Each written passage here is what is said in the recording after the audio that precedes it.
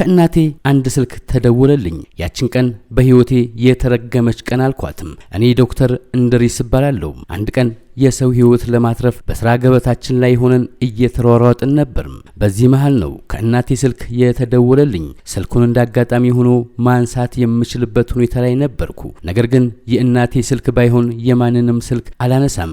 ይሄ ሁሌ በስራ ላይ እያለሁ የተለመደ ነው። ለምን ስልክህን አትዘጋውም ካላችሁኝ እናቴ እኔን በፈለገችው ሰዓት የምችልበት ሁኔታ ውስጥ ካለው ማግኘት መብቷ ስለሆነ ነው። በዚህ መሃል ነው እናቴ ለመጀመሪያ ጊዜ አንድ ነገር የጠየቀችኝ። ሰማይ ምድሩም ተደበላለቀብኝ። የማደርገው ባጣ እሺ ያልኳትም። እኔን ብሎ ዶክተርም ጎረቤታችን ዶክተር ልጅ አላት የታደለች እናት ናት እያሉ በኔ ዶክተርነት ያሞግሷት ነበር። ይቺ ቀን ለኔ መማሬን የጠላሁባት ሆና ትታየኝም ነበር። ወደ ስራዬ ተመለስኩኝ። የኛ ስራ የሰው ልጅ ነፍስን ከፈጣሪ በታች በሕክምና የሚተርፍ ከሆነ ማትረፍ ነው። ስህተት ከኛ ስራ ላይ ከቶ አይታሰብም። ድንገት ስህተት ከተፈጠረ እንኳን የሰውን ልጅ ነፍስ እስከ ወዲያኛው እንሸኛለን፣ ወይም በህይወቱ እንኳን ቢተርፍ እየተሰቃየ እንዲኖር ሊያደርገው ይችላል። እኔም የእናቴን ስልክ ዘግቼ ወደ ስራዬም ተመለስኩኝ። ተደውሎ ለመጀመሪያ ጊዜ እናቴ የጠየቀችኝ ነገር ማድረግ እንደማልችል እያሰብኩ ከራሴ ጋርም አልነበርኩም። በዚህ መሃል ታካሚዬን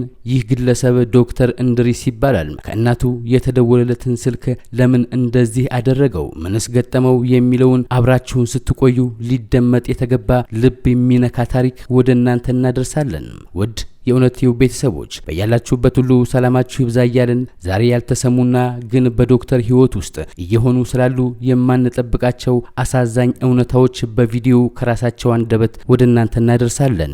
ዶክተሮች ተማረዋል፣ ስራ መስራት እንኳን አቃተን እያሉ ነው። ይህ መረጃና ፍጹም የማንጠብቃቸው ከዶክተሮች አንደበት ለመንግስትና ለኢትዮጵያ ህዝብ የተላለፈውን መራራ እውነት ወደ እናንተ እናደርሳለን። ለቻናሉ አዲስ የሆናችሁ ሰብስክራይብ በማድረግ ቤተሰብ እንዲሆኑ እየጋበዝን ከላይ ወዳስደመጥናችሁ መረጃዎች እናልፋለን። አከታትለንም ወደ እናንተ እናደርሳለን። ሐሳብ አስተያየታችሁን ስጡበትም አብራችሁን ቆዩ። መማር ጥቅሙ ምን ላይ ነው? የመማር ጥቅሙ ምንድነው? በኢትዮጵያ ኮንቴክስት በተለይ የመማር ጥቅሙ ምንድነው? መማር ጥቅሙ ድሃ ለመሆን ነው? ጎዳና ለመውጣት ነው? የጎዳና ተዳዳሪ ለመሆን ነው? መስመር ላይ ለመውጣት ነው? ሲታመሙ ገንዘብ ለመለመን ነው? መማር ጥቅሙ ምንድነው? መማር ጥቅሙ በኢትዮጵያ ኮንቴክስት እድሜያችንን በሙሉ በትምህርት አሳልፈናል። ይሄው እኔ እንደምታውቁኝ የመጀመሪያ ዲግሪን ስጨርስ ይሄን መስላለሁ። የመጀመሪያ ዲግሪን የዶክተሬት ዲግሪን ስጨርስ ይሄን መስላለሁ። በጣም ወዝ ነበር፣ የሰውነት መልክ ያምር ነበር፣ ውበታም ነበር።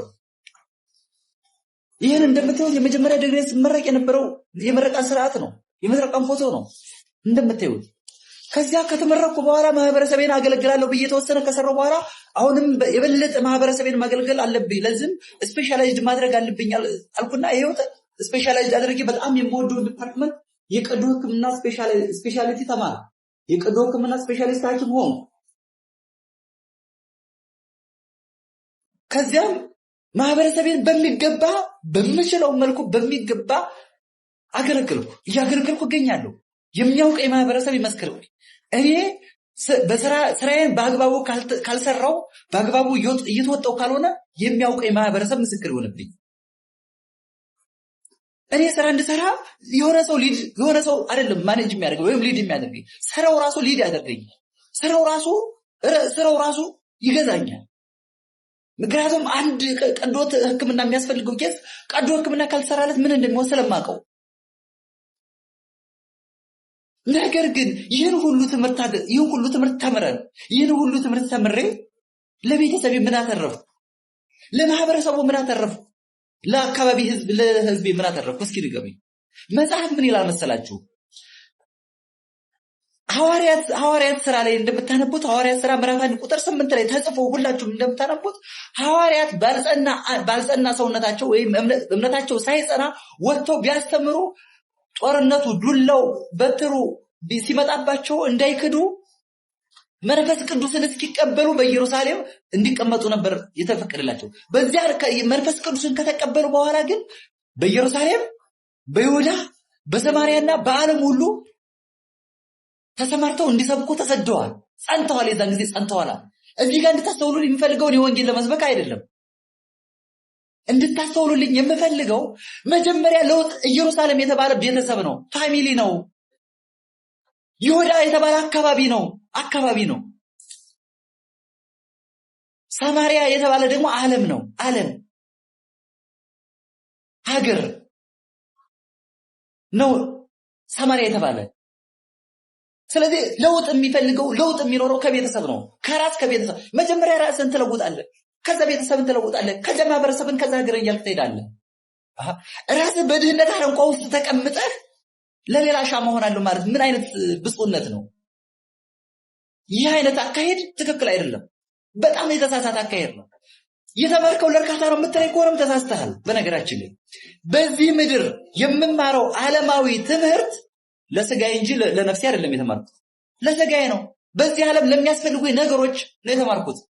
ለነፍሴ ከሆነም ዓለምን ዓለማዊ ትምህርት ደክማለሁ። ወደ መንፈሳዊ ትምህርት ልሄድ እንጂ ወደ እግዚአብሔር ቤት ነው መሄድ ያለብኝ እንጂ። በጣም ደስ የሚለው ነገር የጤና ትምህርት ከእግዚአብሔር ጋር ያለው ኮኔክሽን በጣም የተቆራኘ ነው። ከቤተ ክርስቲያን ጋር ያለው ኮኔክሽን በጣም ግንኙነቱ በጣም የሚገርም ነው። ምክንያቱም ክርስቶስ ሲመጣ የሚጠይቀኝ ደዌኩ ሐወስክሙኒ ደዌኩ ወይ ሐወስክሙኒ፣ ታመሜ ጠይቃችሁኛል፣ ታመሜ አልጠይቃችሁኝም የሚል ጥያቄ ጠይቀናል። ለዚያ ነው ባለሙያው ደከመኝ ሰለቸኝ ሳይል የሚኖረው ይህን ቃል በማሰብ እንጂ የእናንተን ድለላ እርካታ የሚል ድለላ ተቀብለው እንዳይመስላችሁ። እርካታ የሚለው የህሊናን እርካታ አይደለም ወገን፣ ቤተሰብ የህሊናን እርካታ አይደለም። በሰማያዊ የማገኘውን እርካታ ነው። በሰማያዊ መንግስት በእግዚአብሔር ቤት የማገኘው እርካታ በየኮሩ እየሮን ያለው እና ያንን አመጣችሁ እኛ ልትሰብኩን ትፈልጋላችሁ። እኛ ከዛ በላይ ፈትፈተን እናስተምራችኋለን። ይህን ለመደለል እኛን አትሞክሩ፣ አያስፈልግም። በቃ በዚህ ምድር የተማርኩት ትምህርት መንግስት ካሪኩለም ቀርጾ ያስተማረኝ ትምህርት ስጋዊ ፍላጎቴን እንዳሟላልኝ ነው። አንዴ ስጋዊ ፍላጎቴን እንድሟላልኝ ይችላል። ስጋዊ ፍላጎቴ ካልተሟላልኝ ምን ትርጉም አለ? ነገ ስታመም ወጥቼ እየለመንኩኝ ስንት ባለሙያዎች ናቸው በልመና እየታከሙ ያሉ? እስኪ ስንት ባለሙያ ነው በልመና እየታከመ ያለ? አካሜው የሚያክመው ባለሙያው ራሱ ሳይታከም ይደንቃል እኮ ይደንቃል። በጣም ይገርማል። አሁን የቀዶ ሕክምና ስፔሻሊስት ሐኪም ሆንኩ አይደል? ኔክስት ሰብ ስፔሻሊስት መሆን እፈልጋለሁ። መማር እችላለሁ ወይ? እውነት መማር እችላለሁ? በፍጹም አልችልም። ጠይቁ እስኪ እየተማሩ ያሉት ልጆች እስኪ ሄዱና ጠይቋቸው እስኪ። 2-3 እንግዲህ ስፔሻሊስት ሐኪም ሆነው 2-3 ነው አንድ ዶርም እንደ ሃይ ስኩል ተማሪ አይደል እንደሆነው እየተማሩ ያሉት። አያሳዝንም? ይህ አያሳዝንም?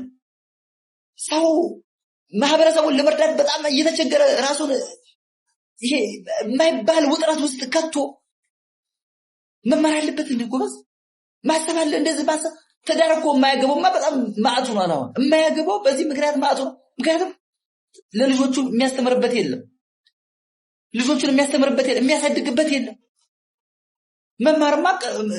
መማርማ እንደውም ቅንጦት ነው። አሁን ማግባት እነዚህ በጣም ነሰሳሪ የሆኑ ነገሮች ራሱ እየተተው ነው። እና እርካታ የሚለውን ቃል በጣም እኛን ለመሸወድ እኛን ለመደለል አትሞክሩ እባካችሁ። በእኔ ፊት እንዳትሉኝ፣ እርካታ እንዳትሉኝ እባካችሁ።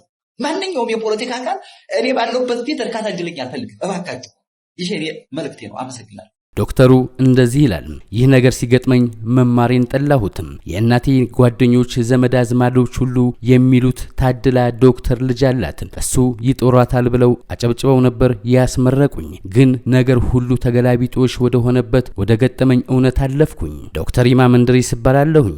ጠቅላላ ሐኪም ነኝ። በባቲ የመጀመሪያ ሆስፒታል ስራ ከጀመርኩኝ 8 ወር ሆኖኛል። ቤተሰቦችን ካየሁ 1 ዓመት ከ6 ወር በላይ ሆኖኛል። በጣም ናፍቀውኛል። አንድ ቀን ከእናቴ ስልክ ተደወለ። ልጄ እንዴት ነህ አለችኝ። አለሁማ እንዴት ናችሁ አልኳቸው።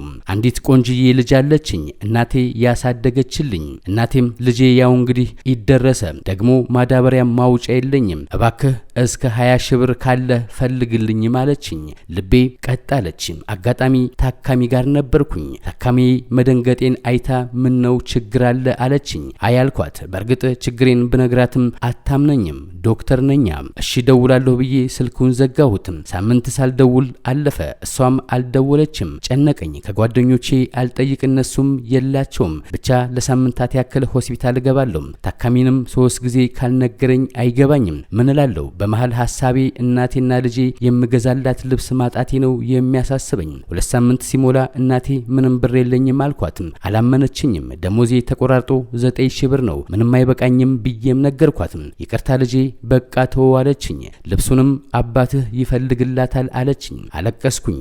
በእኔ ተስፋ እንደቆረጠችም ያስታውቃል። እኔ ልብስና ጫማ ከገዛሁ በጣም ቆይቻለሁ። አሁንም ከዛ የተለየ አይደለም። ያንን ኑሮ እየኖርኩኝ ነው። ቤቴን እስኪ ላጋራችሁ፣ ያሉኝንም ንብረቶች ላሳያችሁ ሲል ይህንን ምስል ልኮልናል። ውድ የእውነት ቲዩብ ሚዲያ ቤተሰቦች ዛሬ ባቀረብንላችሁ መረጃዎች ላይ ሐሳብ አስተያየታችሁን ስጡበትም። ለዛሬ ያዘጋጀንላችሁ መሰናዶዎች ይህንን ይመስሉ ነበር። በሌላ መሰናዶ እስከምንገናኝ ቸር ያቆየን።